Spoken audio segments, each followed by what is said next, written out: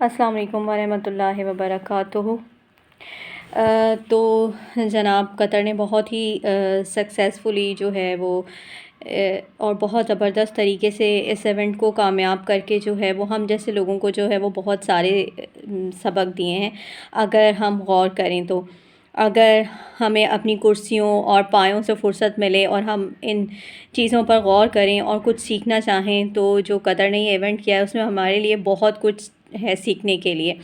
میں نے تو جو ہے وہ اس میں سے 4 پوائنٹ جو ہیں وہ دیکھے ہیں، کلیکٹ کیے ہیں اور غور کیا ہے ان کے اوپر کہ ہم ان سے کس طرح سے جو ہے وہ سبق سیکھ سکتے ہیں۔ نمبر 1 تو یہ ہے کہ اپنی اخلاقی اسلامی اقدار اور تہذیب کو ماڈرن ورلڈ کے سامنے جو ہے وہ کس طرح پیش کیا جاتا ہے اور اپنی ویلیوز کو لے کر ماڈرن ورلڈ کے ساتھ کس طرح چلا جاتا ہے۔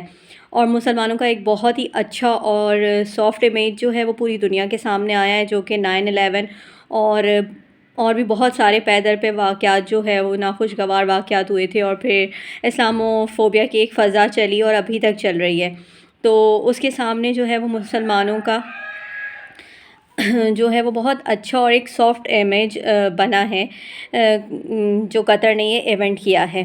اچھا، اور دوسرا پوائنٹ یہ ہے کہ سب سے بڑا جو ہمارا سیکھنے کے لیے مجھے لگتا ہے کہ اچھی اور صاف ستھری انٹرٹینمنٹ جو ہے وہ ویسٹرن کلچر، ولگیرٹی، زبانی جملوں اور عجیب و غریب فضول بیہودہ گفتگو کے تڑکے لگائے بغیر بھی جو ہے وہ ایک آپ بہت اچھی انٹرٹینمنٹ جو ہے وہ مہیا کر سکتے ہیں۔ اس میں ہمارے ولاگرز، ٹک ٹاکرز، ہمارے جو میڈیا سارا ہمارا ہے اس کے لیے سیکھنے کے لیے بہت کچھ ہے کہ ہم ایک اچھی اور صاف ستھری انٹرٹینمنٹ کیسے عوام کو پرووائڈ کر سکتے ہیں۔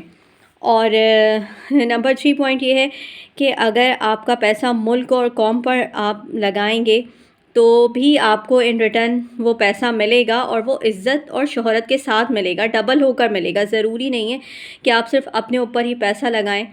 تو اگر آپ اپنے ملک اور قوم کو فیسیلیٹیٹ کریں گے تو بھی آپ کو شہرت بھی ملے گی اور عزت بھی ملے گی۔ یہ بھی ہمارے لوگوں کے لیے اس میں بہت کچھ ہے سیکھنے کے لیے، لیکن پھر بات وہی ہے کہ اگر ہم سیکھنا چاہیں تو۔ اور نمبر 4 پوائنٹ یہی ہے کہ اگر کوئی بھی ملک معاشی طور پر مستحکم ہوگا، سب سے بڑی چیز ہے معاشی استحکام۔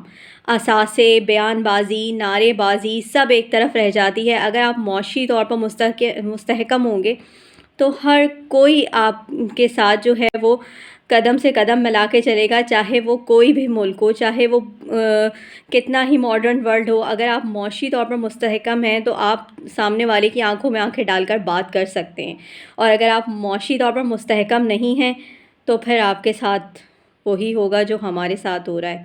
اللہ تعالی ہم سب کو سمجھنے کی توفیق عطا فرمائے۔